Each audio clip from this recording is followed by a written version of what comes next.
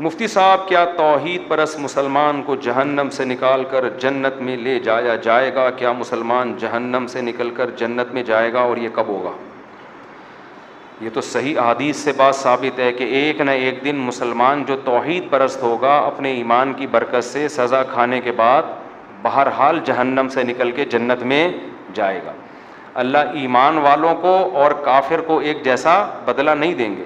حدیث میں آتا ہے کہ جب جہنمی جہنم میں چلے جائیں گے، ایک طویل عرصے کے بعد کافر جو ہے نا یہ تانا دے گا مسلمان کو کہ تم میں اور ہم میں فرق کیا ہے؟ تم کلمہ پڑھتے تھے، ایک خدا کو مانتے تھے، اللہ کے پیغمبروں کو مانتے تھے، تم بھی گناہ کرتے تھے اور ہم بھی گناہ، تو نتیجہ تو دونوں کا ایک جیسا ہوا۔ تو حدیث میں آتا ہے اللہ کو غضب آئے گا اور اللہ ایک بہت بڑی تعداد صرف ایمان کی برکت سے جہنم سے نکالے گا۔ غیر مسلم اس پہ اعتراض کرتے ہیں، واہ بھائی واہ، مسلمان اتنے بڑے مجرم ہوئے، اچھے نہ بھی ہوں پھر بھی بالآخر جہنم سے نکلیں گے، اور ہم جیسے مرضی ہوں جنت جلتے رہیں گے جہنم میں، یہ کیسا اسلام ہے؟ بھائی اپنوں کا ہمیشہ دنیا خیال کرتی ہے، اور جو اپنے نہیں ہوتے ان کا خیال نہیں کیا جاتا۔ آپ بتاؤ نا، امریکہ کا کوئی بندہ پاکستان میں جرم کرتا ہے، امریکہ کہتا ہے ہمارے حوالے کرو، ہاتھ لگانے کی بھی اجازت نہیں ہے، کیونکہ ہمارا نیشنل ہے، یہ ہمارا کلمہ پڑا ہوا ہے اس نے، ٹھیک ہے نا، تو غیرت جو بھی غیرت مند حکومت ہوگی وہ یہ کرے گی۔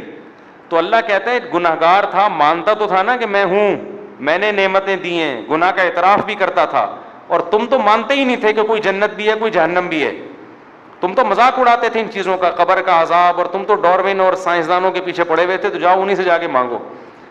سمجھتے ہو؟ تمہیں ڈاروین نے الٹی پٹیاں پڑھا دی تھیں کہ یہ مرغی خود بنی ہے، یہ انڈے، یہ جو مرغی 21 دن انڈے سیتی ہے نا اور گھماتی رہتی ہے، یہ اس کی کھوپڑی میں آٹومیٹیکلی آ گیا تھا۔ یہ بکری کا بچہ پیدا ہوتے ہی جو تھنوں کی طرف لپکتا ہے، یہ ایوولوشن کا نتیجہ ہے، ایوالو ہوئے ہیں، یہ اتنے سمجھدار ہو گئے، پیدا ہوتے ہی تھن تلاش کر رہے ہیں۔ سبحان الذی خلق الازواج کلھا، اللہ کہتے ہیں پاک ہے وہ ذات جس نے ہر چیز کے نر مادہ جوڑے بنائے۔ ایوالو ہونے کے نتیجے میں نر مادہ کیسے بن گئے؟ کیا ہو گیا بھائی؟ یہ سائنس اتنی ذہین ہے، نیچر اتنی ذہین ہے کہ ہر چیز نر اور مادہ میں ڈیوائیڈ ہو گئی ہے، پھر ان کا ملاپ ہوتا ہے، بچے پیدا ہوتے ہیں۔ یہ ایوولوشن کا نتیجہ نہیں ہو سکتا کہ کسی نے بنایا ہے۔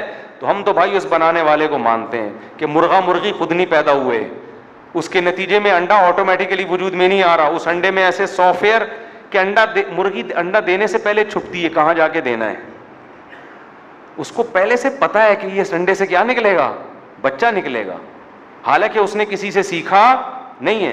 ایوالو اگر ہو رہی ہیں چیزیں تو باڈی میں تبدیلی آئے نا، کھوپڑی کہاں سے اتنی ترقی کر رہی ہے؟ بتاؤ کسی کو ہنر سکھائے بغیر خود کوئی سیکھ لیتا ہے؟ ڈرائیونگ کی سیٹ پہ بٹھا کے چلوانا پڑتا ہے تو جا کے انسان ڈرائیونگ سیکھتا ہے، جو بالکل سادہ سا کام ہے۔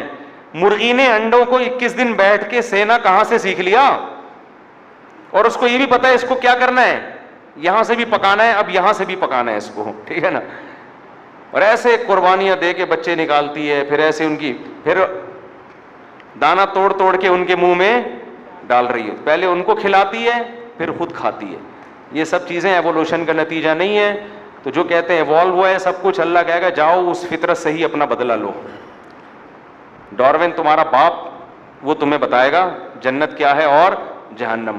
جو اللہ کو مانتے تھے کہ یہ سب کسی کا پیدا کردہ ہے، اللہ کہے گا آج جنت انہی کے لیے ہے، ان کے علاوہ کسی اور کے لیے نہیں ہے۔ تو جتنا اچھا عمل کر لو، جنت بنائی اللہ نے ہے، تو اس کو نہیں مانو گے تو وہ پہلی شرط ہی نہیں پائی جاتی۔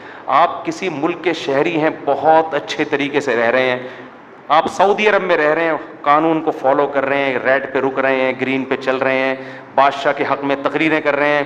ایک دن کسی شرطے نے بولا تمہارے پاس اقامہ ہے یہاں رہنے کا؟ ہے بھائی، آپ نے کہا اقامہ تو نہیں، میں تو سرنگ بنا کے بارڈر کراس کیا ہے میں نے، اللیگل رہ رہا ہوں۔ کہے گا بھائی اللیگل نہیں ہوتا، آپ کتنے اچھے ہیں، نکلو یہاں سے۔ تو جو اللہ کو مانتا ہی نہیں ہے میرے بھائی، وہ تو نیشنل ہی نہیں ہے نا، اس کو تو قومیت ہی نہیں ملی ہے۔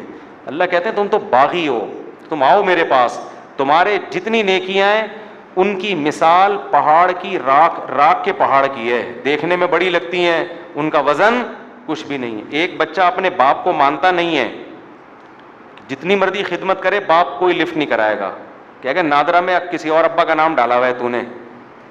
اور ایک بچہ باپ کا نالائق ہے, لیکن جب پوچھے تیرا باپ کون ہے فوراً بتاتا ہے یہ میرا باپ ہے. باپ کہتا ہے نالائق ہے لیکن ہے کس کا, میرا ہے, تو میں چماٹ لگاؤں گا, دوسرے کو نہیں لگانے دوں گا, اس کو دفاع بھی کرے گا, وراثت بھی اسی کو دے گا.